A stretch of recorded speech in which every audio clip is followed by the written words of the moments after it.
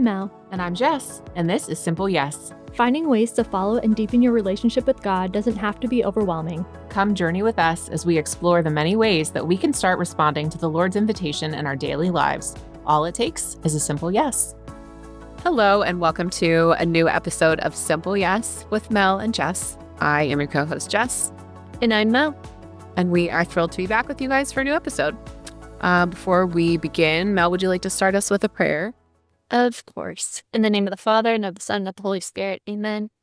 Father, we thank you, we praise you, we glorify your holy name. We thank you for the gift of life. We thank you for this wonderful day that you have set before us. Father, I ask that your Holy Spirit would be poured out upon us and upon all of our listeners and viewers, wherever they may be, that you'd fill all of us with your peace, with your love, and with greater faith, just greater faith that will bring courage through whatever season that we're going through. Mary, we ask that you come, be with us, wrap us up in your mantle of love and peace. And all you holy angels and saints, come and be with us today. Amen. Amen. In the name of the Father, Son, and Holy Spirit. Amen. Thank you. Cool. I know you were just in Steubenville for the youth conference. Mm-hmm. It sounds like it was an amazing weekend. How long were you guys there for? 3 days. So the conference starts Friday night, late afternoon, Friday night, and then runs until Sunday at noon. So a whirlwind of a time, but it's awesome. It was main campus, which was just so sweet to be back in my alma mater, and just see so many people that I knew. Also just funny, there are a lot of people that I wasn't friends with, but they were on the periphery, you just kind of know everybody and know of everyone. And so it was kind of cool to see the praise band is all people that oh yeah, they were all there when I was there, and the photographer and all these different people. It's oh, this is kind of cool. This makes sense that you're all still here, it just brings you back to that time a long time ago now. Well, it probably also builds on that feeling of you're sharing this gift with others. It's that memory, that sweetness in your mind of being there and all the things that you experienced. To see some of that still there almost feels like this passing of the baton, which is so sweet. Yeah, and also just getting to see oh wow, you guys are all doing really cool things with your lives, So it's just cool to see how we were all equipped during our time at Franciscan to go out and share the gospel. And look at you doing it in this more of a public kind of a way, but still just really cool. And one of the main speakers was a girl that I knew. So that was just really cool and exciting to see her get to share her gifts and light in that. And it was also cool that Katie Hartfield, she was the main speaker on Friday night. So this is so cool. Just to see her in in those videos, and then to see her in person addressing teenagers was just so cool. So shout out to you, Katie. You did a great job.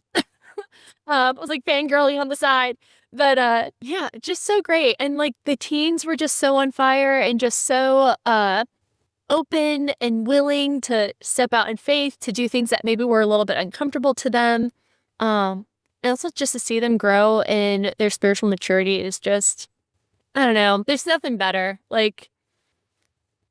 Yeah, there's nothing better, at least for me, to see a group of teens that I've been working with for now 3 years, just to see how far they've grown and how much more in love they are with the Lord, and just seeing them grow in courage and faith. And it's amazing. It makes me get all teary-eyed. But also just to see them surrounded by 4,000 other teenagers doing the same thing, So just super cool, super cool.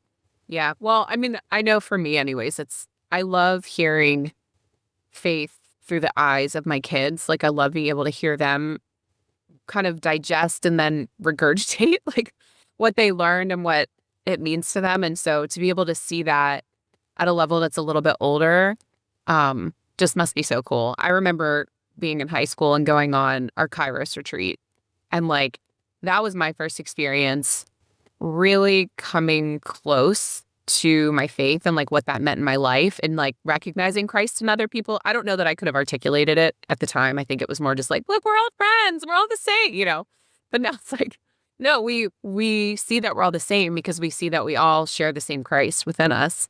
So reflecting back on that now, older and wiser, quote unquote. I can just imagine what that feels like to lead a group, and something that maybe someday I'll get to do. Maybe when my kids are in high school or something, if I have time, I don't know. Listen to me, committing to more things. I can never stop. I won't say no. I know. Use more help.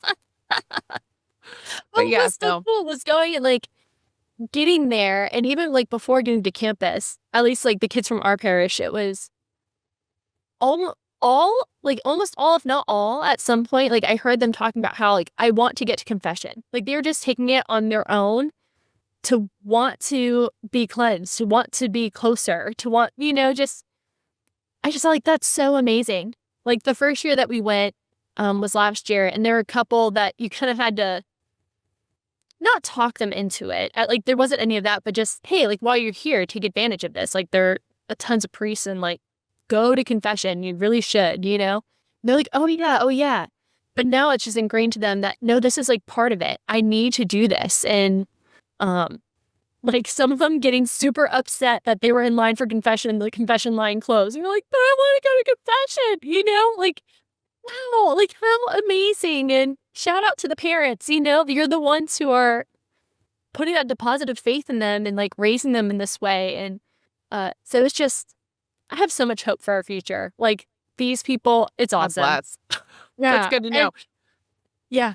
Well, one of the priests that was talking, he was saying that like when these teens are in their prime, when they're like in their early 20s, mid 20s, it's going to be 2033, which is like the 2000th year anniversary Birthday of Jesus. Yeah, dying. Yeah. Well, him dying on the cross. Like, right. What a profound thing. Like you guys here in this auditorium today, like you're being raised up to be leaders in this time. I don't know, like something special is going to happen during that season, just because of what it is. But anyway, just cool to think about. Isn't it funny though that we normally you'd consider that like spiritual maturity to be like, wow, that person really is like in touch with, they need to go to confession and they want to, become at this like clean state and all of that. But it's like, it's actually kind of the opposite. It's that childlike view of Christ and your faith of, I don't know, just openness.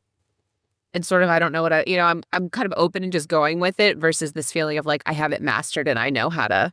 So it's just interesting that I think we use that word sometimes. It's like, oh, wow, they're really like spiritually mature in advance and they understand their faith so well. But it's like it's almost sometimes when you look at people who are young and sort of that wide-eyed, just whatever, like I'm here to listen to the Lord and to go where he takes me, it's kind of the opposite of what we think we hold in our head sometimes. But isn't that the ironic thing about faith is that being childlike is being mature, right?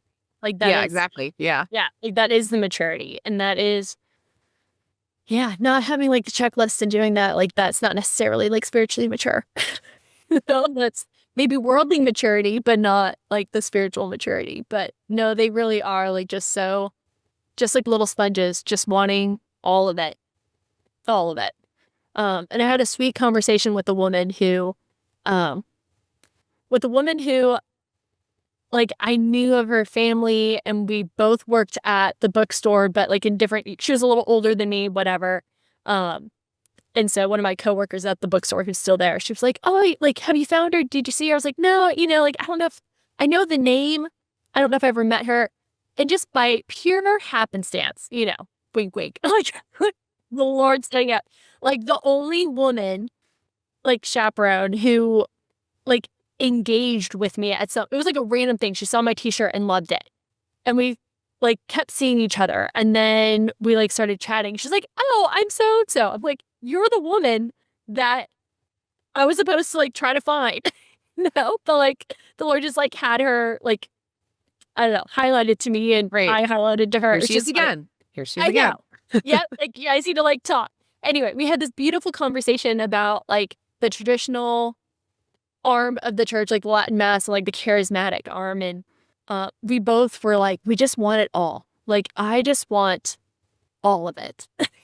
Give me more. I'm not satisfied with just being traditional. I'm not satisfied with just being charismatic. And Anyway, it was just so cool to like have Did you that kind send of me that video from Father Boniface Hicks about that, where he talks about like the how we need both and how? Yes. It's Oh like yeah, mandala. I I'm so sorry, the ones who know what the veil is called, but it's like yeah. I think it's mandala. I think that's right. mandala, is that right? think I so. don't know. That's maybe not. I'm so sorry. Tongues and something else. But yeah, it's like a talk from Encounter. We'll have to like link it in the show notes. But amazing talk on just like, do we have a sense of I want more from God? Like I want it all. I want more. Or are we stuck in just the things that we find comfortable and the things that we like our preferences?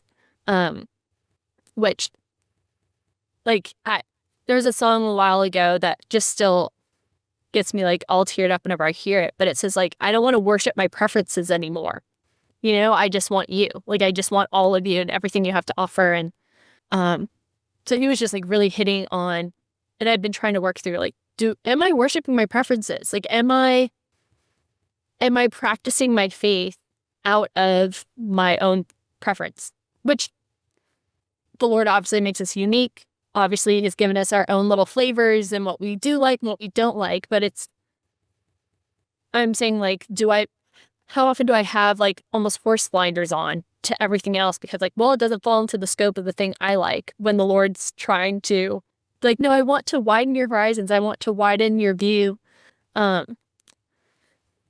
I mean, it was a long time ago, but I remember the Lord showing me that, because I had like learned the faith and grown in the faith in a very particular way, good, bad, and different, whatever. But it drew me closer. Like it was a thing that really helped to light me on fire and drew me closer.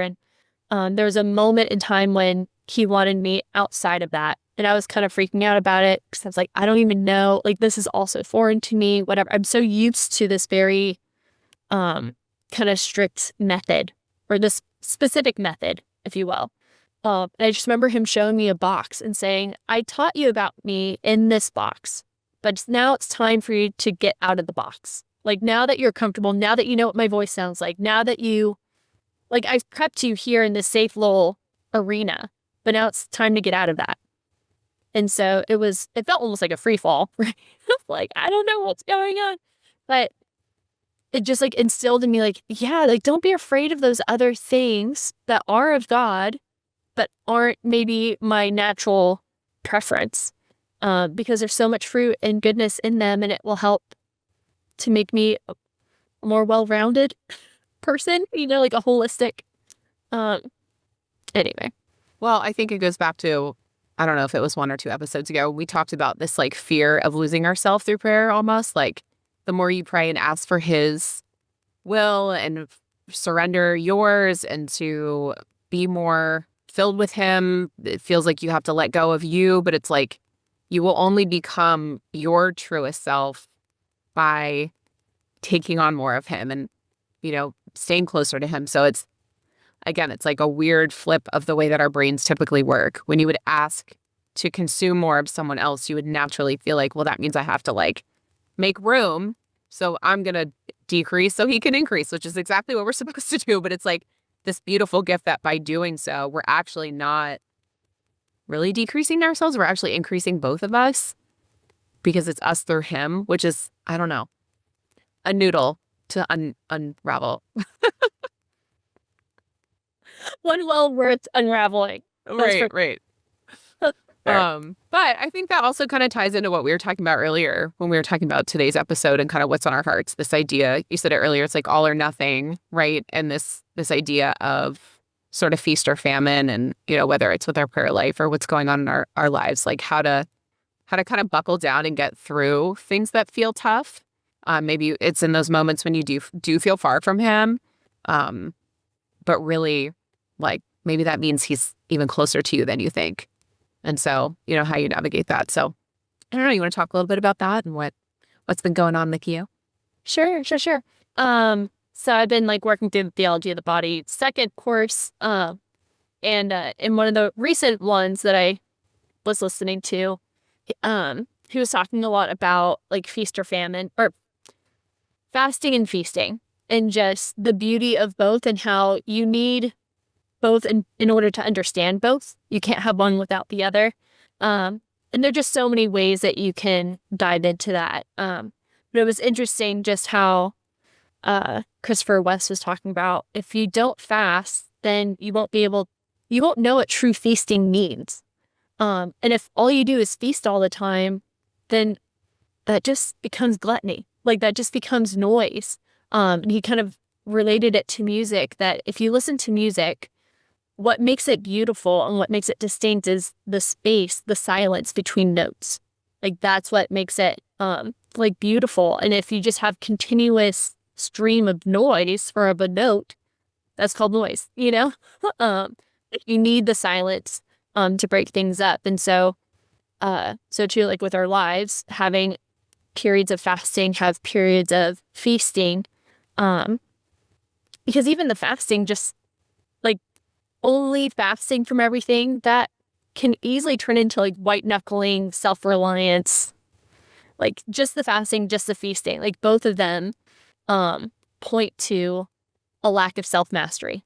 Like if only you fast from everything, and you never learn how to incorporate like the good things and to have temperance and to have self-mastery over yourself, over your desires and whatever, like you're not being fully human if you don't learn how to let go. It was like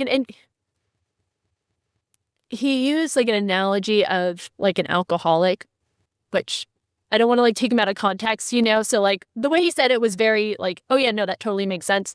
But just interesting that like, and I only use this analogy because to me it like made a lot of sense too. But he was saying like with an alcoholic, obviously it is good that they don't like pick up the bottle ever, right? Because they don't have that self-mastery over themselves. But like in a perfect world sense, let's think about that.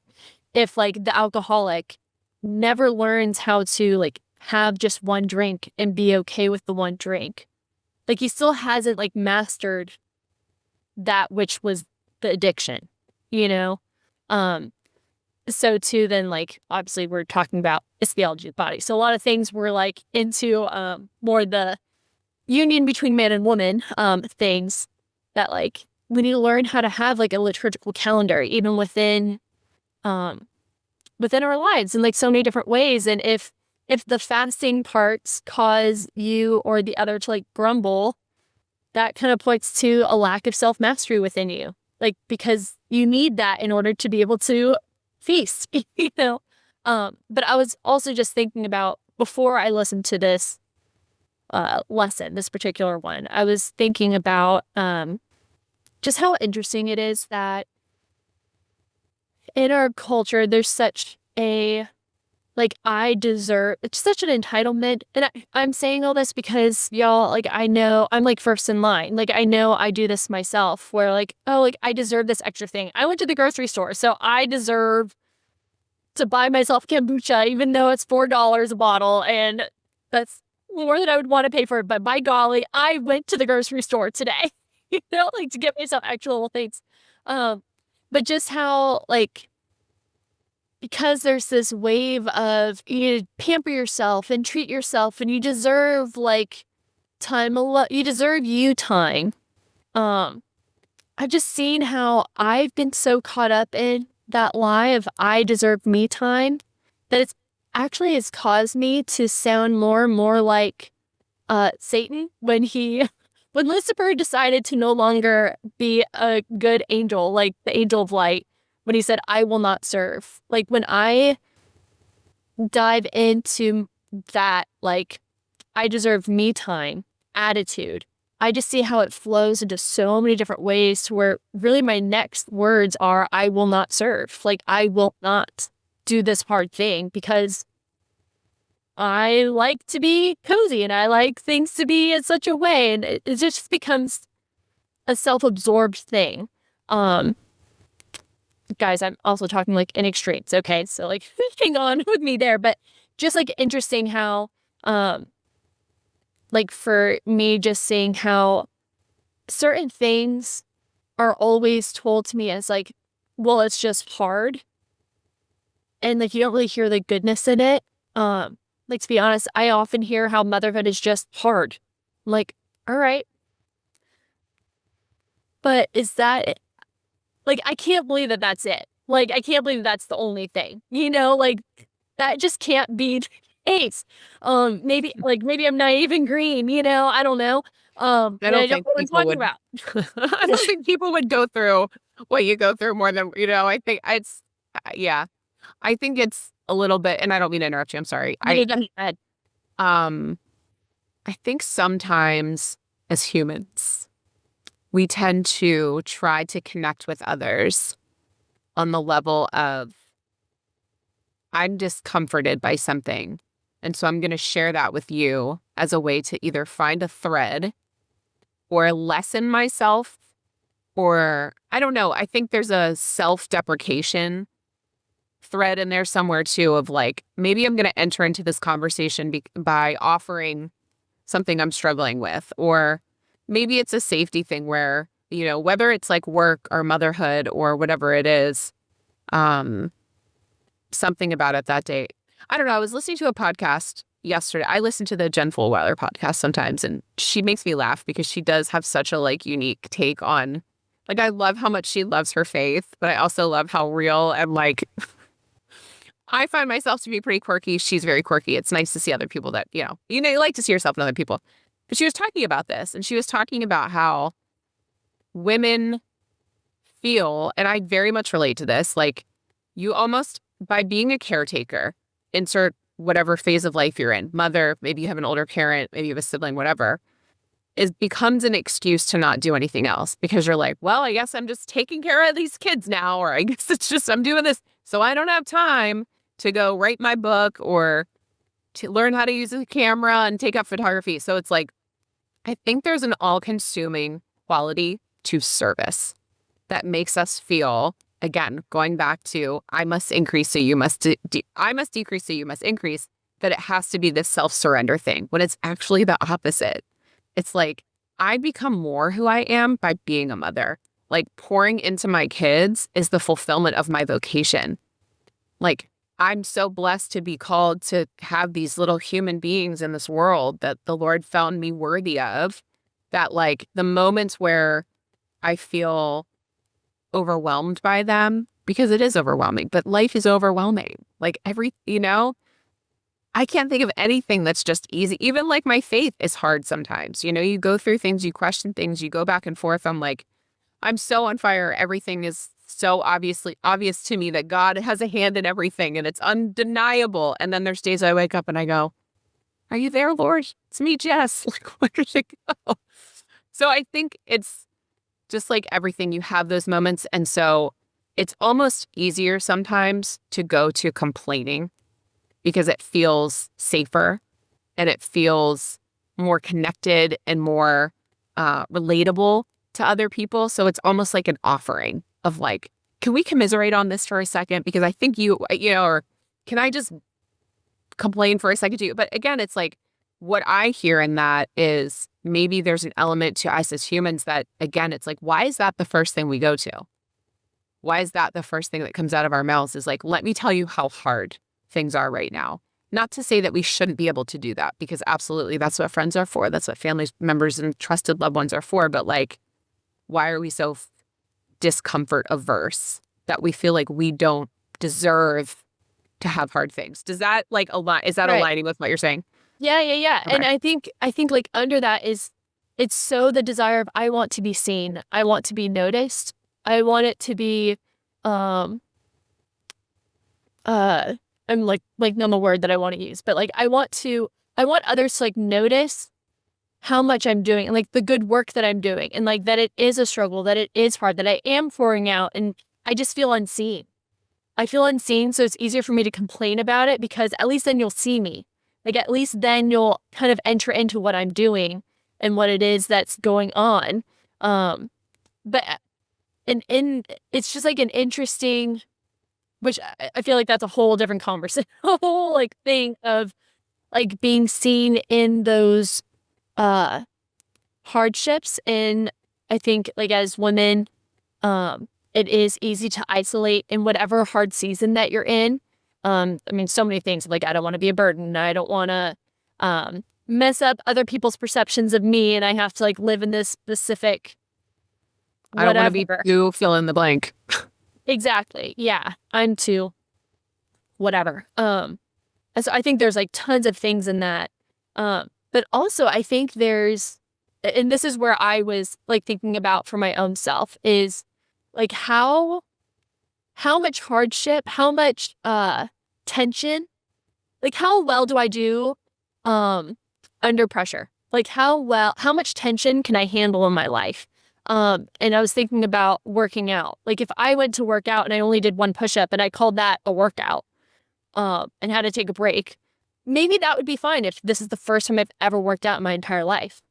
But me as someone who works out 5 days a week for like 40 minutes a time and like doing hard things, like if that's all I did was one push-up a day, like I would very easily lose all the muscle. I would lose all my stamina. I would lose all just all the things that I worked for. But even as one who has never worked out before, if that's all they do and that's the only kind of workout that they ever do in their entire life, if you say drop and give me 10, of course they're not going to be able to. Like, of course that's going to be so excruciating because you've never actually tested your limit. And I've just been thinking about how Jesus, like, now I'm blanking on the Bible verse, but like, he like offered himself up to like the point of death. He poured out in service to the point of death. And I think and again, for me, like that whole, like, take care of yourself, like treat yourself kind of a thing. I so fall into that without actually having done anything. Like I'll do one little thing that is, again, I'll go grocery shopping. And I call that like a excruciating, like, look at how I serve my family, kind of a thing. And it's like, what else have you done? Like, there's so many more things that need to be, not that it's all about like what I'm doing, right? We're not human doings, we're human beings. But like, at what point have I really given myself to the point of death? No, I haven't actually. And like, it's those moments, like I think about working a Curcio or like working a retreat where, the Steubenville thing, where you are beyond exhausted. Like, you are beyond loopy, you're beyond logical thinking. Like, it's just, you're like I A don't know. completely wrung out sponge. Just like, Yes, I have nothing left. And even then, like, there's still more that I can give, and you find that. But there's a sweet moment of when it's no longer I, but Christ in me who's doing the work, because I've so exhausted just my natural abilities. And I was talking to someone just about that, of like, how often do I actually get to that line to where it's no longer me, but Christ in me doing the work? And when he does that, like, there is a sweetness, like, I can't even describe it. It's so out of this world.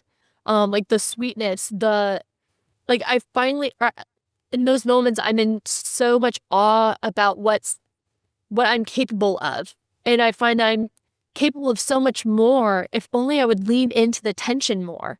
And it's when I am repulsed by the tension in my life that actually makes it harder for me. It's like I'm losing calluses. It makes it harder for me to enter into the tension later because I've gotten so used to this like cushy lifestyle. But when I'm rubbing up against that space of, Lord, is no longer, like, I can't do anything else. Like, I've exhausted all of my energy. Like, that then he's, like, the miracles happen at that moment when it's no longer me but him.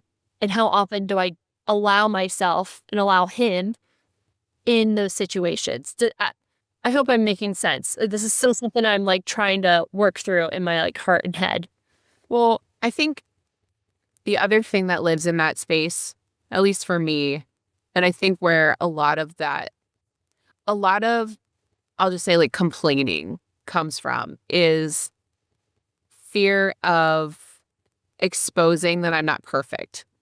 And so in motherhood, right? Like, you have a day where your kids are just being kids, They're just doing their thing. They're fighting you, they're fighting each other, they're not listening, they're this, they're that. and you encounter someone and feel embarrassed because you're just like, oh my gosh, I look like I have no control here. Like I look like a failure but the reality is you're in that state of service. You're still in it. Like it's not a baked cake yet. And I don't know that it ever is. I mean, I still talk to my mom about stuff all the time. You know, I still run to her with questions and advice and all of that. And I'm sure there's times where she goes, you handled that really well. And times when she goes, yeah, you're an idiot. But like, I've known that, I still love you. But I know for me, whether it's like my kids or my work or a workout that I don't want, it's like there's a need to feel like I have to apologize for lack of perfection. And so maybe it's not even just wanting to complain for complaining's sake. It's like, it goes back to that self-deprecating thing, right? It's like by me saying it first, nobody else can say it. I'm taking ownership of it. I'm calling out that I'm not perfect because my kids aren't sitting here with their hands folded in their little perfect matching outfits and the Von Trapp children, and so I think so many of us, I shouldn't say I think, but maybe so many of us do the same thing where it's like, we don't like the hard things because we just want to get to the perfection. Like we feel that, what's the word I'm looking for? Entitlement, or we want to skip to the end where it's like, look, I did it. It's great. But like, think about how much you miss by doing that. Like all the good stuff happens in the getting there. All the best lessons and growth. And I mean, you look at any business, I don't want to say self-help, but you know what I'm talking about, like self-improvement, speaker or writer or whatever. They all talk about that. It's like pressure, diamonds grow from pressure. You learn, you grow through it, like all of that stuff. And I think that's all very true. And that's why cliches exist for a reason. And so I think there is just this entitlement that sometimes we feel of like, why does it have to be hard? Like, I wanted this. I prayed for this. I just talked about this yesterday. Like, one of my favorite phrases is like, this is the crazy I prayed for, and I have to say that to myself sometimes because, I had a week where a couple months ago, I was like, oh man, starting a new business. That's a little scary. We'll see how things go. I hope I get some new client, or something's not picking up here. I don't have enough going on here. I need to fill this pile. And then now all of a sudden, everything is like firing and piled up. And it's like, this is awesome. All these things that I literally prayed for are happening. But now I'm overwhelmed. And now I feel like I want to complain again. So it's like I'm in the feast and I'm complaining about the too much, where before it was like, I'm a little nervous. I'm going to, I don't know. This really stinks here. I don't want to wait here. I want to get busy. So I don't know. I feel like we get so comfortable, whatever end of the spectrum we're in, with our default being wanting to just like let go and somebody take care of it for us. Because what is it? Like, as St. Augustine said, our hearts are restless until they rest in thee, O God. Like, it is. It's so, of course, we're never satisfied where we are. Actually, in fact, I was just reading a book to my nieces about that. I think one of the, like Rachel, I forget her last name. It was like Dave Ramsey's daughter, Rachel Cruz, I think. She like wrote a cute little like children's book. But it's all about like these little animals, like an animal in the woods, animal in the Sahara, and like an animal underwater. Like all these little baby animals were wishing that they were someplace else, And so poof, one day they all switched places and they all realized, oh, like I'm a bear. I wasn't made for the ocean. Like this isn't great. Or I'm a squid. I wasn't made for the desert. I should go back. So just like having that sense of contentment in whatever season that we're in, whatever place that we're in, and not being afraid. I think this, for me, it's like not being afraid of things being hard. And I think it's so difficult because this world lures us with promises of we can make things easy. We have a life hack for that. We have all these things to make your life easier so you can go and live life. And you go and live life and suddenly it's not all sunshine, rainbows, and butterflies. Like storms roll in, lightning comes, thunder comes. And I think I don't mean to like speak for everybody. Like I know I'm shocked whenever hard things happen when I forget where I am. when I forget that, oh yeah, no, like Jesus promises that things will still be difficult, and he doesn't ever promise that it will be easy.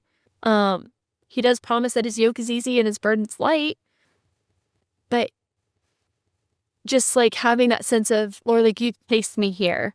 And like a phrase that I've really have been thinking about a lot in like planning our youth group room and stuff is like walk into a room as if God sent you there, and just having that sense of, even here in my house, God sent me here. I know I've talked about Saint Frances of Rome before, but I read a little bit more about her life, and I guess her guardian angel would be visible to her as she was doing her housework, but only like during her household chores. Which I'm like, how amazing. Like, just so cool. And like, and it's helped me to change my attitude of doing household chores, which, I don't know, in our life, Mike goes off to the world and works, and I work here in the home. And so instead of being annoyed at him or jealous of him or whatever, not being content with my duties that I have, my quote jobs that I have, to make it a holy thing. Like, no, this is holy ground. Me sweeping the floor is holy ground. Me changing the bed sheets is holy ground. You know, me folding the same sock 1,000,010 times is holy ground. And just having that difference of attitude and perception of my situation. And even like thanking him for those difficult times, like thanking him. I mean, this is silly, right? But like my dog has been, because of the medication he's on, he's like shedding like crazy, and he's a Labrador, so he already sheds, and I hate the hair so much. Like, love my dog. Sometimes I wish we didn't have one, you know? And especially now that I'm like, the hair is everywhere, and I just swept and I just mopped, and it's so easy to fall into that cycle of complaining and fine, I'm just gonna leave it and the house is gonna be disgusting, and that makes me feel even more icky and less of a woman and caretaker and all these things because now my house is in disarray. But it's like, in a sense, I'm like disguising the animal for making the mess, but he has no say in it. Like, he's not choosing to shed a dog and a half a day, you know, like around my house. But like, how am I going to view it? Like, I know it's like a silly, difficult thing, but I don't know, there's so many things that come with that. Like, people come over and I'm like, oh gosh, they're going to think I've never swept before. And I literally did 10 minutes ago, and there's still dog dust bunnies around, you know, like it's just, but it's more of like a change of perception of how am I going to look at this? Like, am I going to be in the mindset of complaining, of not being content, or will I just like receive it as, Lord, like during the season, I guess you're trying to teach me to, there's some lesson in sweeping more and like also taking care of a thing that is causing a burden upon me, you know, like, am I going to like not reject, am I going to despise the burden, or am I going to embrace it and make the most of it? I think that's what, for me, with the whole like AI thing, is my biggest concern, is this feeling of replacement. And again, it's like, this task isn't worthy of my time kind of mentality. Like, I just want someone to do it for me, which again, I get like has existed since the dawn of humanity, right? It's our inclination is to find ways to do things better, faster, more efficiently. And that's a good thing. So I'm not saying it's evil to want to try to get things done in a more succinct or, you know, again, like effective manner.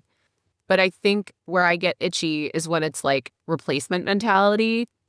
And I love how the Pope was talking about like a call for artists and a call for writers, and like these things, we need humanity. We need that human nuance and that touch in the things we do. Otherwise, we're like making ourselves completely irrelevant. You know, it's like, why are we rushing to do that? And I think it goes to that whole like taking your mind and shifting it from, I wish someone would do this for me, to I need him to do this with me.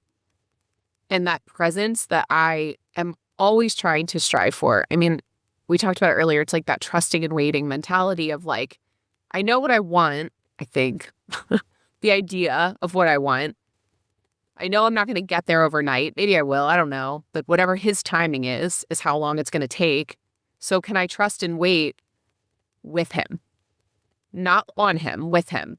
And I think that's where it gets tricky. And I think that switch and that like little turn of the dial, because it's not a complete 180, you still are asking for help. You're still that living in that tension of, I need someone to do this for me, but also not asking him to do it for you. But it's not doing it for, it's doing it with. So I feel like maybe even just making that adjustment in your mind of, I don't feel like I deserve to skip to the end. I don't want to skip to the end. Like I'm reading this book right now that is harrowing. It's about World War II and like all the things that happened. And like, it's just unimaginable. It's historical fiction, so it didn't actually happen. But I mean, it did actually happen. Like the stories are things that really people went through. And not to go to like a fear-based mentality or a scarcity mentality, because I am trying to actively work on an abundance mindset at all times, because God is good and he loves us and he wants us to be happy and live beautiful lives. But it's like, how often do we walk through our lives like zombies because we just want to get to whatever the good part is in our head, and we miss the little things. And the little things are like where so many little nuggets live of, I mean, we have a book where we write down all like the dumb things our kids said. And I say dumb with like the cutest intentions behind it, but like nonsense words they said when they were kids that like, had we not stopped and written those down, we maybe wouldn't remember. And like one of their favorite things to do is pull that little book out and read it to us. And it's like such a symbol to me of pay attention, like be present in those moments where the like funny little nothing things happen that are actually really big things, because that's life. Like life is a culmination of a million little moments that we lose if all we're focused on is like these big perfect moments that we build in our heads. So yeah, it's like, it's that, what am I trying to say? The tight wire act. That's not the right word, but you know what I'm saying. Tightrope. Yeah. Of like trying to balance both and. Yeah.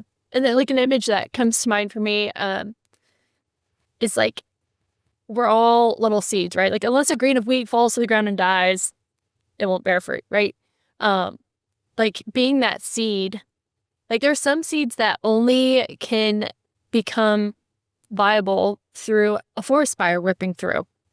And like then the pods are opened up and then that tree can grow, right? I think like the redwoods or something, or one of those. There are a couple different trees like that.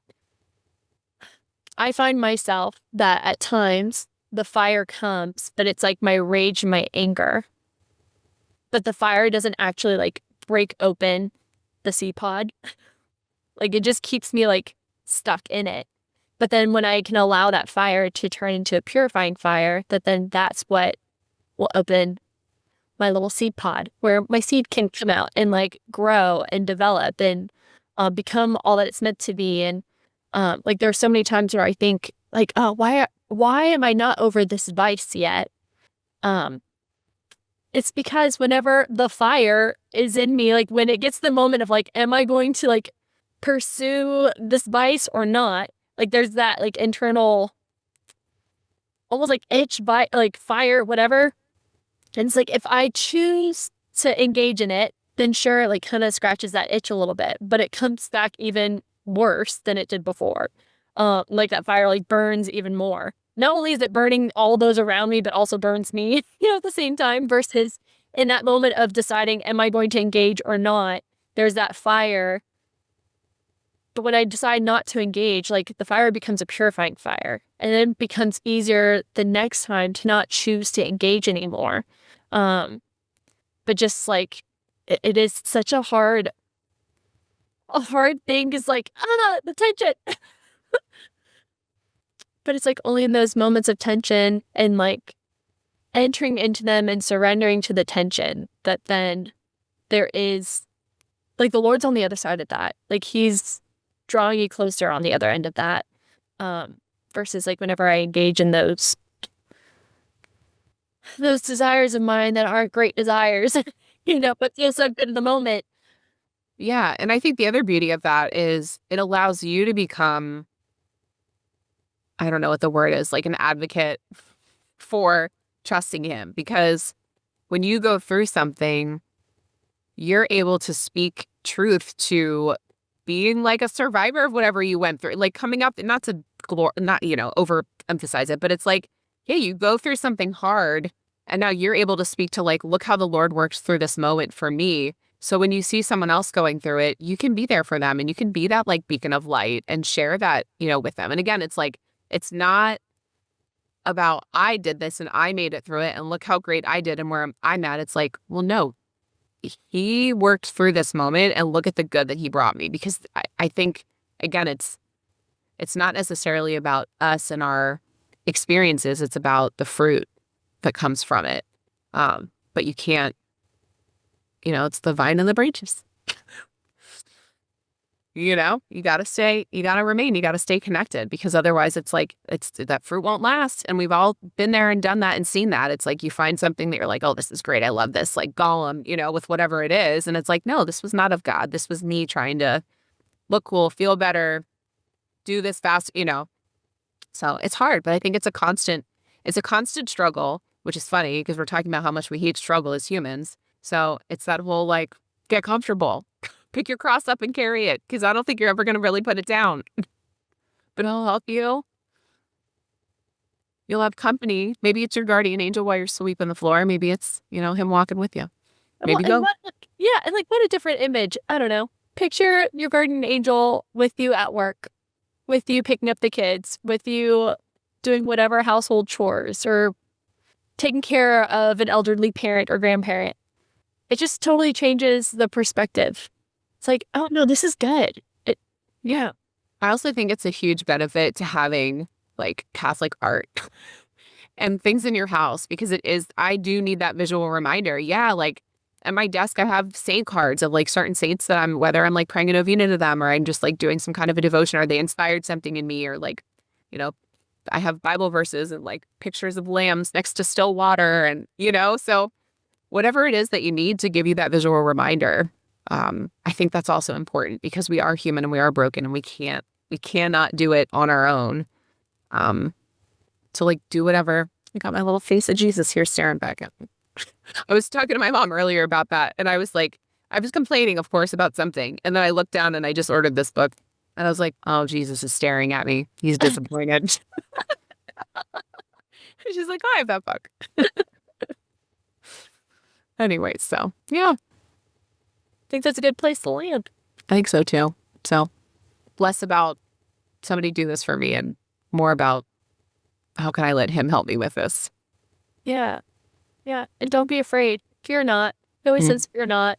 Don't be afraid of the tension. Don't be afraid of the tension. Don't be afraid of the hard.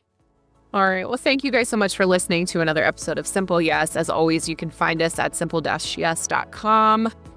We are on Saturdays at 12:30, Sundays at 4 on Holy Family Radio. Follow us on Instagram. We're on YouTube, all the places where we get your podcasts. We just thank you. We're grateful for you. See you next time.